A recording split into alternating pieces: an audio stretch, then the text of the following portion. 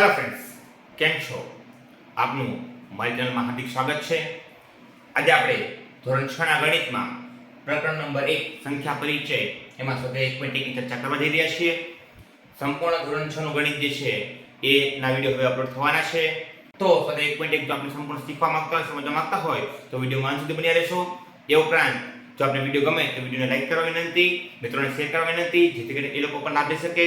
અને હા, જો વિડિયોમાં કોઈ ડાઉટ કે ક્વેરી છે તો કોમેન્ટ કરી જણાવશો, જેથી કરીને આપણે ડાઉટ કે ક્વેરી સોલ્વ કરી શકાય. એ ઉપરાંત જો આપને વિડિયોમાં નવું કંઈ શીખવા મળે છે, નવું કંઈ જાણવા મળે છે તો પણ કોમેન્ટ કરી જણાવશો, જેથી કરીને અમને આવું નવું સારું કન્ટેન્ટ પૂરું પાડતા રહેવાનું પ્રોત્સાહન મળે. અને હજી સુધી જો આપ ચેનલ પર નવા છો તો ચેનલ સબસ્ક્રાઇબ કરી બાજુમાં રહેલું બેલ આઇકન દબાવી દેવું, જેથી કરીને આપને મારા નવા વિડિયો અપડેટ્સ મળતી રહે. વધારે સમય ન બગાડતા હવે આપણે ધોરણ 6 ના ગણિતમાં પહેલું જ પ્રકરણ જે સંખ્યા પરિચય એનો સ્વાધ્યાય 1.1 ની આપણે ચર્ચા કરીએ.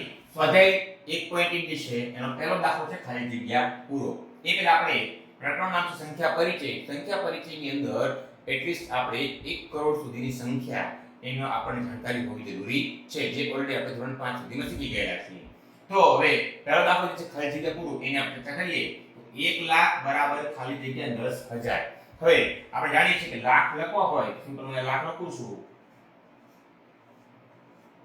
તો એકમ, દશક, સો, હજાર, 10,000 અને લાખ. તો લાખમાં 10,000 કેટલા, એટલે કે આ અને આ ગણીએ તો 10,000 કેટલા થાય, તો 10,000 થશે અને જવાબ આવશે 10. એટલે કે 1 લાખ બરાબર થશે 10,000. એ રીતના બીજી ખાલી જગ્યા છે 1 બિલિયન બરાબર કેટલા, 100,000. હવે સૌથી પહેલા તો આપણે સમજીએ કે મિલિયન છે એ આંતરરાષ્ટ્રીય પદ્ધતિમાં વપરાતો ટર્મિનોલોજી છે, એટલે કે શબ્દ છે. તો 1 મિલિયન થાય એટલે 10 લાખ. 10 લાખ હોય તો એના હજારમાં કન્વર્ટ કરવા હોય તો કેટલા 100,000 થાય, તો એ થશે 10,100,000. કેટલા છે 10,100,000. 100,000 કેટલી વાર, 10 વખત, એટલે થશે 1 મિલિયન. ત્યારબાદ છે 1 કરોડ બરાબર ખાલી જગ્યા 10 લાખ. તો અહીંયા પણ થશે 10 લાખ. કેટલા થશે 10 લાખ કેટલી વાર, 10 વખત, ત્યારે 1 કરોડ થશે. બરાબર. 1 કરોડ બરાબર ખાલી જગ્યા મિલિયન. હવે લાખ છે એની જગ્યાએ મિલિયન પૂછ્યું છે, તો યાદ રાખજો હંમેશા એક વસ્તુ યાદ રાખજો, 1 મિલિયન છે એટલે 10 લાખ થાય. તો 10 લાખ હતા તો મિલિયન કેટલા થાય, 10 મિલિયન થાય. બરાબર. તો 1 કરોડ એટલે 10 મિલિયન થશે, કારણ કે 1 મિલિયન એટલે 10 લાખ, એના ગુણ્યા 10 કરો એટલે કેટલા થાય, ખરેખર 10 મિલિયન. 10 મિલિયન એટલે થાય કેટલા, 10 લાખ ગુણ્યા 10 એટલે 1 કરોડ થશે. 100 લાખ થાય એટલે 1 કરોડ થાય. ત્યારબાદ 1 મિલિયન એટલે કેટલા લાખ, એટલે આપણે ચર્ચા કરી 1 મિલિયન એટલે કેટલા થાય, 10 લાખ થશે. તો આ ખૂબ જ સહેલી ખાલી જગ્યા હતી. અહીંયા સાથે 1.1 નો પહેલો દાખલો પૂરો થાય છે. હવે આપણે જોઈએ દાખલા નંબર 2. દાખલા નંબર 2 ની કામ એવું કહે છે કે યોગ્ય રીતે અલ્પવિરામ મૂકો અને સંખ્યા લખો. એમાં પહેલી છે 73,75,307. તો યોગ્ય રીતે અલ્પવિરામ મૂકવાનું કીધું છે. અહીંયા આપણે જ્યારે વાત આવે છે ત્યારે યાદ રાખજો બે પદ્ધતિ આપણે સમજવાની હોય છે. એક છે ભારતીય પદ્ધતિ અને એક હોય છે આંતરરાષ્ટ્રીય પદ્ધતિ. ભારતીય પદ્ધતિમાં અલ્પવિરામ મૂકવાની પદ્ધતિ એવી છે કે છેલ્લા 3 અંક પછી અલ્પવિરામ, પછી દર 2 અંક પછી અલ્પવિરામ આવે. આગળ જતા જઈએ એ રીતના, પણ શરૂઆત આપણે જમણી બાજુથી કરવાની આવશે, એટલે કે અંત તરફથી. અને જ્યારે આંતરરાષ્ટ્રીય પદ્ધતિમાં દર 3 અંક પછી અલ્પવિરામ મૂકવામાં આવે છે. આ બંને પદ્ધતિ આપણે યાદ રાખવાની રહેશે. તો છે 73,75,307. તો સૌથી પહેલા હું અંક લખી નાખું છું. 73,75,307. ફરી એક ખબર ન પડે તો અંકની ગણતરી કરી લઈ, જેથી કરીને આપણે ભૂલ પડે નહીં. તો એકમ, દશક, 100, 1000, 10,000, લાખ ને 10 લાખ, એટલે કે 73,75,307 છે. હવે અલ્પવિરામ મૂકવાની વાત છે તો મેં વાત કરી એ મુજબ ભારતીય પદ્ધતિ પ્રમાણે છેલ્લા 3 અંક પછી એક અલ્પવિરામ આવશે, પછી દર 2 અંક પછી અલ્પવિરામ આવે. અહીંયા રકમ આપણે જવાબ જે છે એ સંખ્યા પૂર્ણ થાય છે, તો અહીંયા આગળ અલ્પવિરામ મૂકીશું નહીં. જો અહીંયા આગળ હજી અંક હોત તો આપણે ત્યાં અલ્પવિરામ મૂકત. ત્યારબાદ છે 9,05,41,000 આપણો રકમ છે બીજા નંબરની. તો એમાં 9,05,41,000. તો આ 1000 10 વખતનું અને આ 041. તો આ રીતના 9,05,41,000 લખાય છે. છતાં એક ચેક કરી લેવાનું, જેથી કરીને આપણે ભૂલ પડે નહીં. તો એકમ, દશક, 100, 1000, 10,000, લાખ, 10 લાખ ને કરોડ. ફરી પાછું અલ્પવિરામ મૂકવાની વાત છે તો છેલ્લા 3 અંક પછી, 2 અંક પછી, 2 અંક પછી. આ ભારતીય પદ્ધતિ પ્રમાણેના અલ્પવિરામ છે.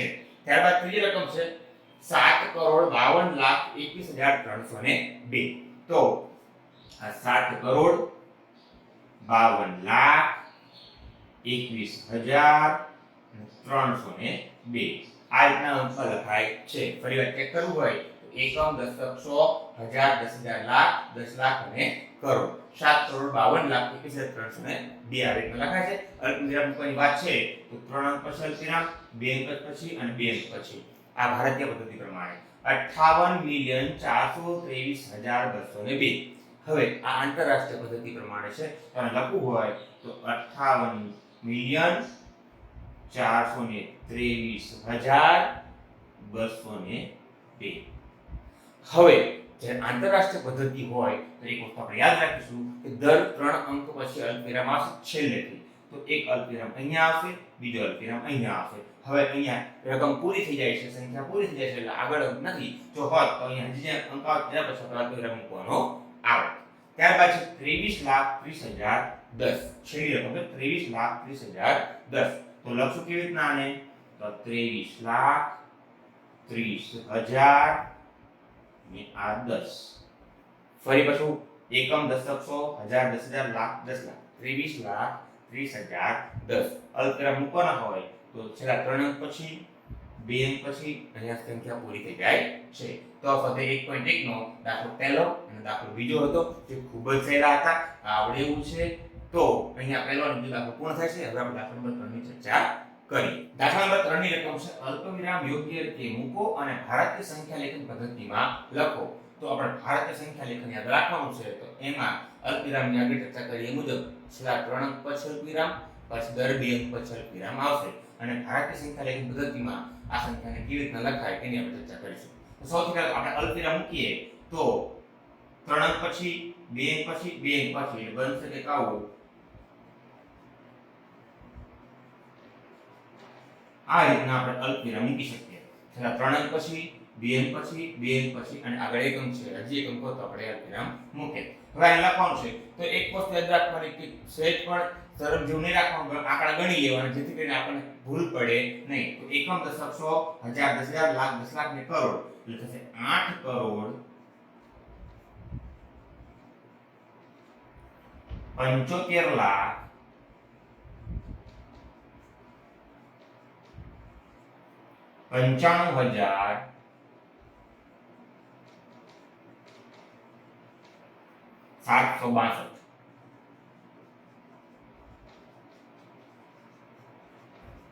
તો આ રીતના પહેલી રકમ જે છે, પહેલો જે સંખ્યા છે એને આ રીતના ભારતીય પદ્ધતિ મુજબ લખવામાં આવે છે અને આ રીતના અલ્પવિરામ મુકાય છે. દાખલા નંબર 2 જોઈએ તો 3 અંક પછી, 2 અંક પછી, 2 અંક પછી એટલે 85 પછી અલ્પવિરામ, 46 અલ્પવિરામ, 283. ગણતરી કરીએ તો એકમ, દશક, સો, હજાર, 10,000, લાખ અને 10 લાખ એટલે થશે 85,46,283.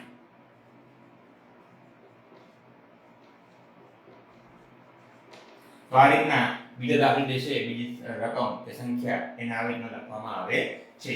ત્રીજી રકમ જોઈએ તો અહીંયા અલ્પવિરામ, અહીંયા અલ્પવિરામ, અહીંયા અલ્પવિરામ એટલે 9 પછી અલ્પવિરામ, 99 પછી અલ્પવિરામ, 2 શૂન્ય પછી અલ્પવિરામ, 0, 46.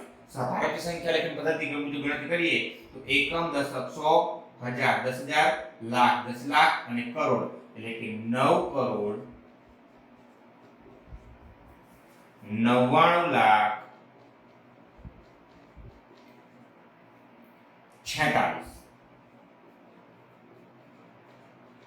આ રીતના સંખ્યા જે છે ભારતીય સંખ્યા પદ્ધતિમાં લખવામાં આવશે.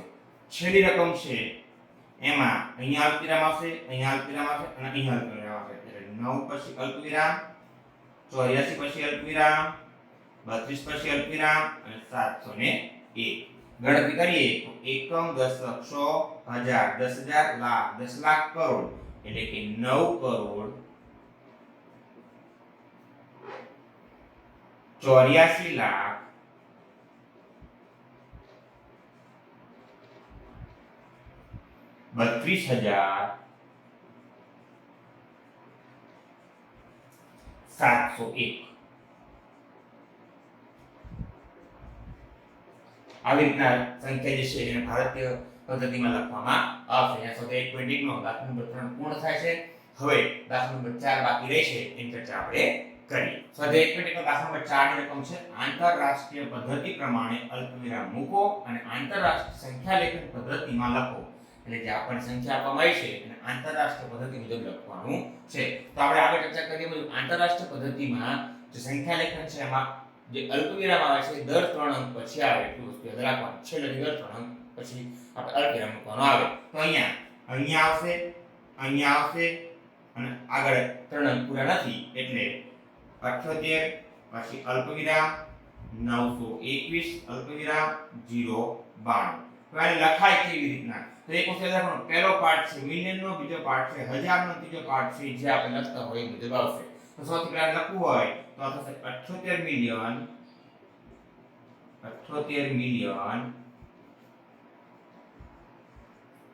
921,000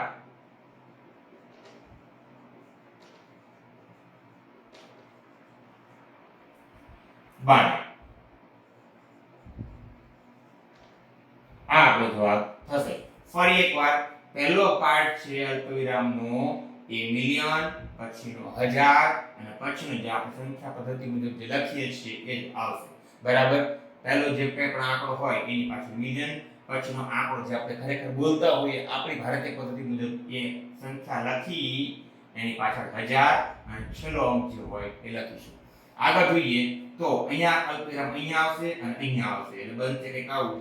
7 પછી અલ્પવિરામ, 452 પછી અલ્પવિરામ, 283.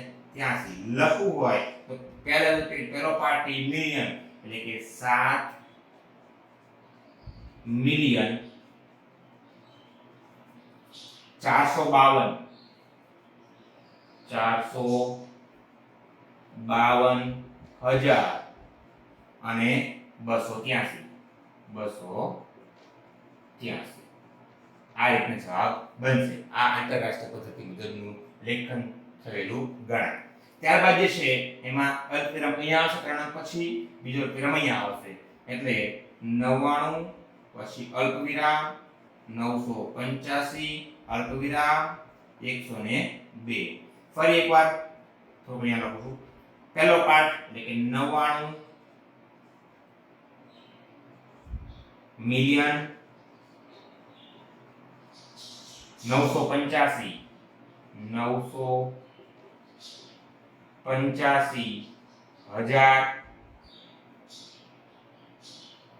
અને 102. તો આ રીતનો જવાબ થશે. ત્યારબાદ છેલ્લો અંક છે અહીંયા અલ્પવિરામ અને અહીંયા અલ્પવિરામ એટલે કે 48 પછી અલ્પવિરામ 049 પછી અલ્પવિરામ 831. હવે આને લખવું હોય તો પહેલો અંક જે છે 48 મિલિયન 49,831.